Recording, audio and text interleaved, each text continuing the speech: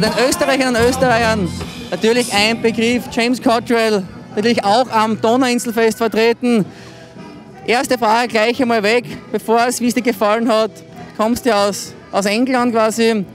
Für dich jetzt, wenn du hier auftrittst, wie ist das Ambiente rundherum, wie reagiert das Publikum?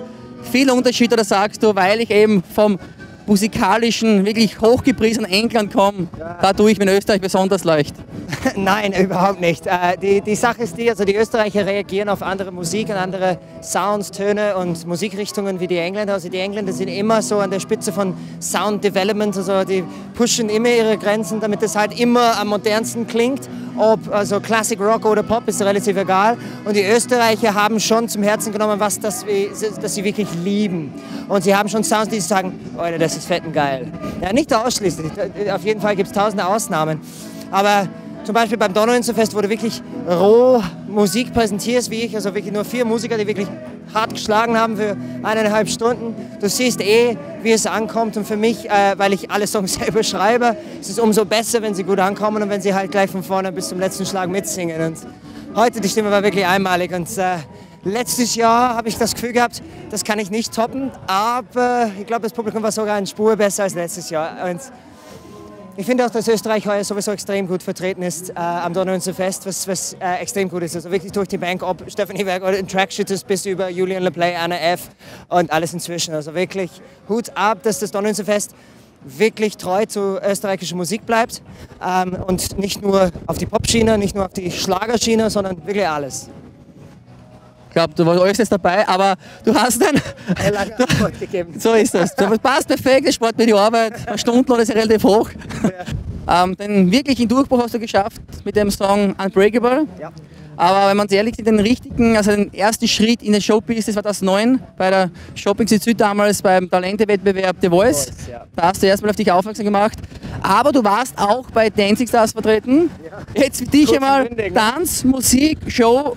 Ist das, was du sagst, das kann ich leicht verbinden, oder sagst du, das mit dem Tanzen ist relativ doch etwas anderes? Also leider fängt mein Rhythmus bei der Gitarre an und hört gleich bei der Gitarre auf. Also ich habe leider nicht so gut tanzen können und bin gleich als Erster ausgeschieden. Aber es war schon eine coole Herausforderung und coole Freunde gemacht. Und das war für mich als Musiker eine geniale Herausforderung, um zu sehen, wie Musik andere Leute bewegt, weil es ist nicht immer nur die Musik, es ist, wie es zum Tanzen bringt, wie es zum Singen bringt, sind andere Aspekte der Musik. Und ja, also halt Musik spielen macht am meisten Spaß, vor allem live bei solchen genialen Festen wie das Donauinselfest. Ja, kurz und bündig bei Dancing Stars.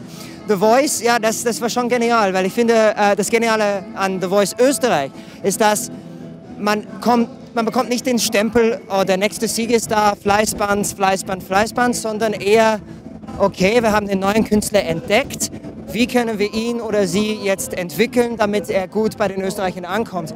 Und ich habe 2 Jahre auf der Kärntnerstraße hier in Wien gleich gespielt, um ein Fanbase aufzubauen. In jedem Pub, das gesagt hat, ich darf einen Song spielen, habe ich gespielt, einfach um eine Fangemeinde aufzubauen.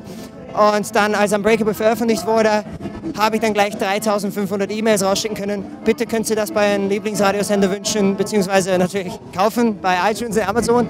Und zum Glück haben genug das gemacht für einen Chart-Einstieg. Und ja, mit dem habe ich überhaupt nicht gerechnet und bin noch immer dankbar, weil das war wirklich der Unterschied zwischen Musik ist meine Leidenschaft, würde ich gerne machen, bis, mein Gott, ich darf das jetzt machen. Und da dürfen ist schon das richtige Verb dafür, finde ich. Zum Abschluss noch, Wien ist natürlich eine Stadt, oder Österreich natürlich mit großer Musiktradition, die Klassik vor allem, keine Frage. Wenn man herumschaut, jetzt, von dich jetzt ausgesehen, glaubst du jetzt auch, natürlich ist Österreich als kleines Land, wird überrollt von den wirklich Top-Musikern von den USA, von Great Britain, was hereinrollt. Glaubst du momentan, ist Österreich auf den richtigen Weg hin, sich sozusagen jetzt langsam sicher zu behaupten, auch in der Popmusik, Rockmusik jetzt so richtig Fuß zu fassen, um auch international über die Grenzen hinaus, außerhalb von Österreich, quasi sich zu präsentieren?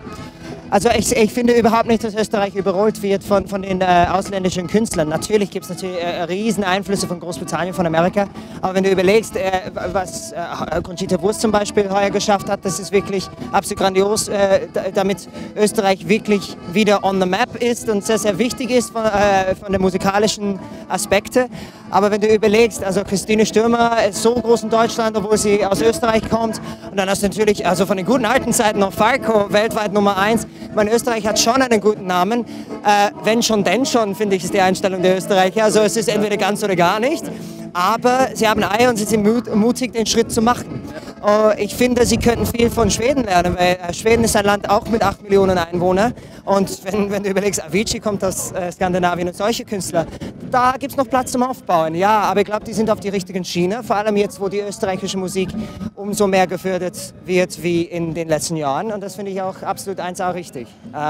Also einfach weiter dranbleiben und die Bands, die jetzt gute Musik machen, gehören weiterhin unterstützt. Und das sieht man von den Publikumszahlen, dass es immer mehr und mehr wird. Und ja, einfach Hut ab für die Künstler, die Eier haben, den Schritt einzugehen. Weil das Geschäft ist nicht einfach, es ist nicht immer nur Luxusjets und Private Yacht und so weiter. Es ist wirklich harte Arbeit und es macht aber Spaß. Das ist der Grund, warum wir das alle machen.